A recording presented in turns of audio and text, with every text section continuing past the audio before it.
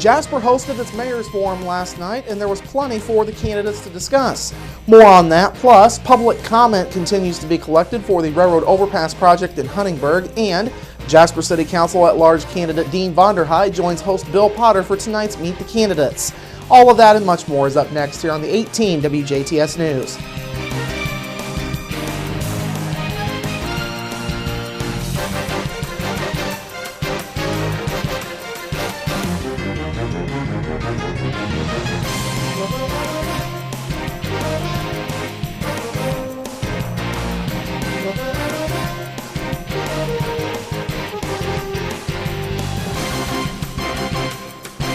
Hello, I'm Bradford Raths. We begin with a busy night at the Jasper Mayor's Forum. A standing room only crowd filled the auditorium at the Center for Technology, Innovation and Manufacturing on the Vincennes University Jasper campus for the forum.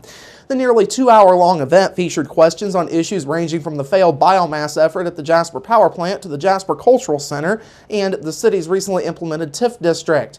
Now, the Jasper Power Plant took center stage early on in the forum. The nearly 3-year-long legal battle between the city of Jasper and Healthy DuBois County over the potential health effects of the proposed biomass ended in January of 2014 when the two sides reached a legal settlement. Now, since that time, the city has been looking into future options for the site, with selling the building for salvage still being the most viable option to date. Of course, the city terminated its lease with Jay Contashian of Atlanta, Georgia-based Twisted Oak Corporation last year. Democratic mayoral candidate Wayne Sheeter was the chairman of the Jasper Utility Service Board throughout the biomass process and was the only candidate on stage to not regret how the process went down. Sheeter says the big reason he doesn't regret things are items that were in the city's lease with Twisted Oak Corporation that governed air quality that many people didn't know about. The developer had agreed to limitations on emissions stronger and stricter than IDEM or EPA were going to expect of him. He agreed to real-time live monitoring and recording of those. That's not done in the industry. Those would have been recorded and sent to our general manager in real time. And those who were opposing it, I don't think they understood that once we got them in our office, they're public record.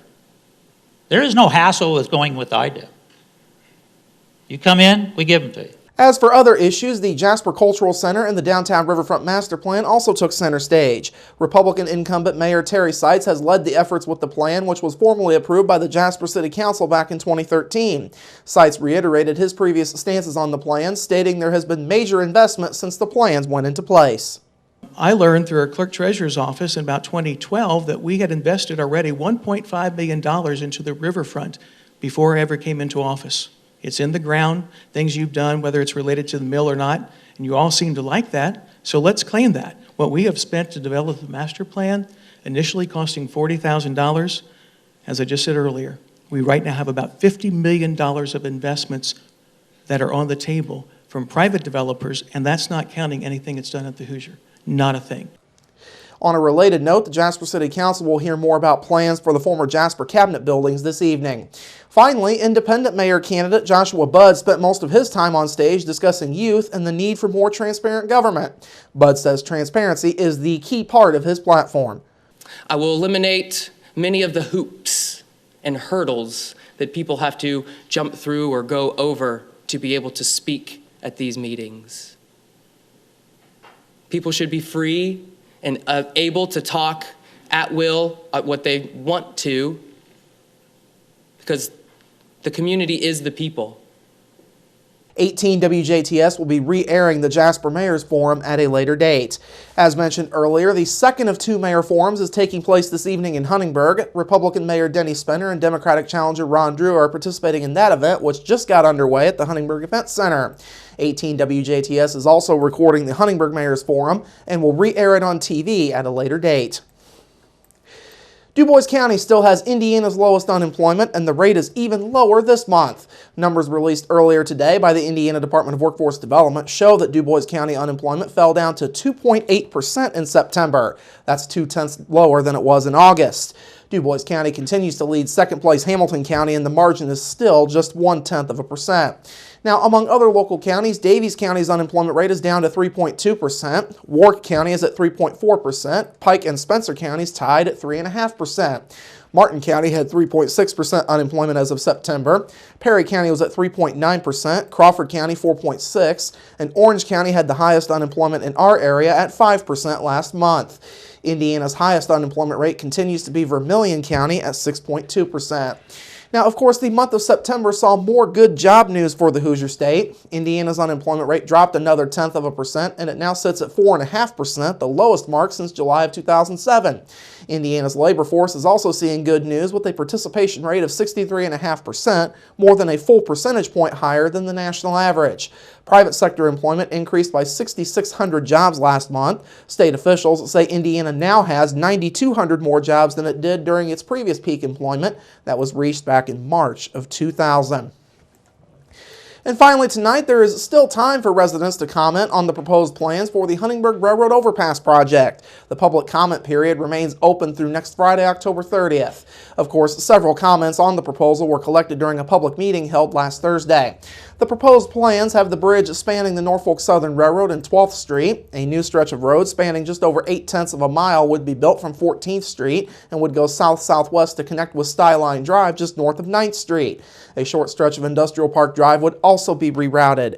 Now, the chief concern from the nearly 30 people who were at that meeting last week was the potential for traffic issues on and around the overpass. Several business owners called for changes in order to make it easier to go from the overpass back to State Road 64. Huntingburg Mayor Denny Spinner says the public input will wind up playing a key role in this process. All those will be evaluated before a final design is put in place. So it was good to see the process continue to move forward. It's a long project to get done, but we want to make sure we're following all the steps and get it done in the right way. So very positive, good questions, and I see that we're going to address those and move on to a project that is going to be a long-term benefit for the city of Huntingburg for years and years to come. Of course, last Thursday's meeting was the first public viewing of plans for the railroad overpass project. Spinner says he was pleased with how the plans came out and says having the bridge go in the 12th Street area wound up being the least disruptive way.